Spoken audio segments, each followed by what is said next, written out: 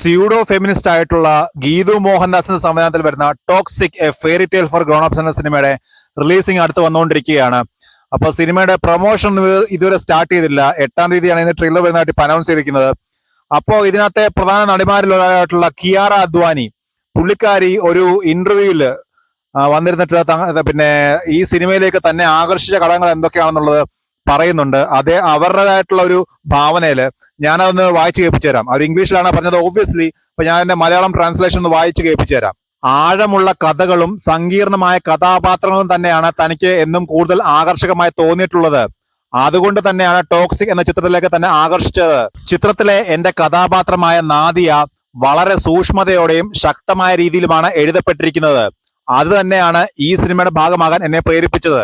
സംവിധായിക ഗീതു മോഹൻദാസ് ഈ കഥാപാത്രത്തെ കുറിച്ച് വിശദീകരിച്ച രീതി എന്നെ ഏറെ സ്വാധീനിച്ചു.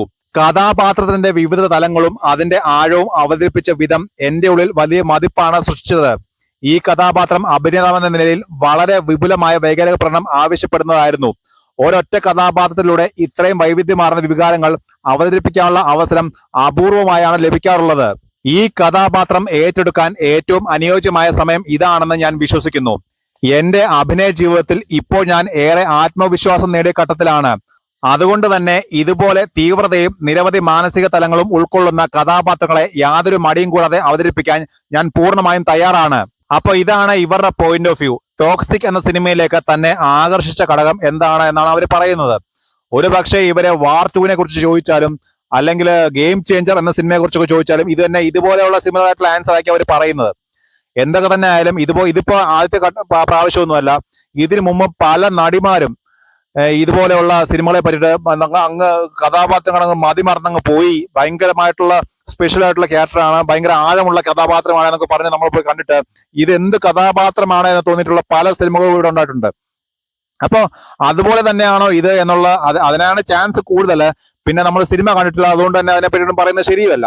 അപ്പൊ എന്തൊക്കെ തന്നെ ആയാലും സിനിമ വന്നിട്ട് നമുക്ക് എന്തായാലും കണ്ട് തീരുമാനിക്കാം. എന്തായാലും ഇവരുടെ ഗ്രൂപ്പിൽ പെടുന്ന ഒരു സംവിധായകയാണല്ലോ മറ്റേ അഞ്ജലി മേനോന് വണ്ടർ വുമൺ എന്ന് പറയുന്ന സിനിമയുടെ പ്രൊമോഷന്റെ ഭാഗമായിട്ട് വന്നിരുന്നിട്ട് പറഞ്ഞ കാര്യങ്ങളൊക്കെ കണ്ടല്ലോ. അതും ഇതുപോലൊക്കെ തന്നെയായിരുന്നു. ഓബ്വിയസ്ലി അത് അവരുടെ സിനിമയാണ്, അവർക്ക് അങ്ങനെ തോന്നിക്കാണോ അതോ വെറുതെ പറയുന്നതെന്ന് എനിക്ക് അറിഞ്ഞുകൂടാ. എന്തായാലും അവരങ്ങനെ പറയത്തുള്ളൂ. സിനിമ എന്തോ അതിനകത്തെ കഥാപാത്രങ്ങൾ എന്തോ വലിയ സംഭവമാണ്, മറ്റേതാണ് മറിച്ചതാണ് എന്നൊക്കെ പറഞ്ഞ് റിലീസാക്കിയിട്ട് അതിനെപ്പറ്റി നല്ലത് പറയുന്നൊന്നും ഞാൻ ഇതുവരെ കേട്ടിട്ടില്ല ആരും തന്നെ. എല്ലാവരും ഭയങ്കര ലാഗ് ആയിരുന്നു, അങ്ങനെ ആയിരുന്നു ഒക്കെ തന്നെയാണ് പറയുന്നത്, മോശം അഭിപ്രായം തന്നെയാണ് പറയുന്നത്.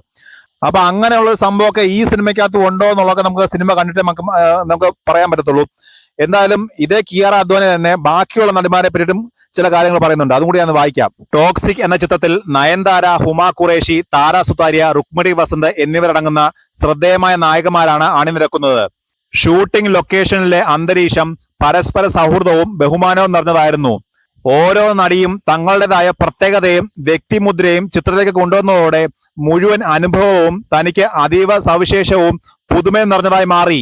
ഓരോ കഥാപാത്രത്തിനും അതാത് നടിമാർ തങ്ങളുടെ വ്യക്തിത്വത്തിന്റെ തനിമ പകർന്നിട്ടുണ്ട്. വ്യത്യസ്തമായ സ്വഭാവങ്ങളും വ്യക്തിത്വമുള്ള ഈ കഥാപാത്രങ്ങൾ ഒരേ സിനിമാ ലോകത്തെ കഥയുടെ നിർണായക ഘടകങ്ങളിൽ ഒരുമിച്ച് നിലകൊള്ളുന്നത് പ്രേക്ഷകർക്ക് ഏറെ ആസ്വാദകരമായ അനുഭവമാവുമെന്ന് ഞാൻ വിശ്വസിക്കുന്നു.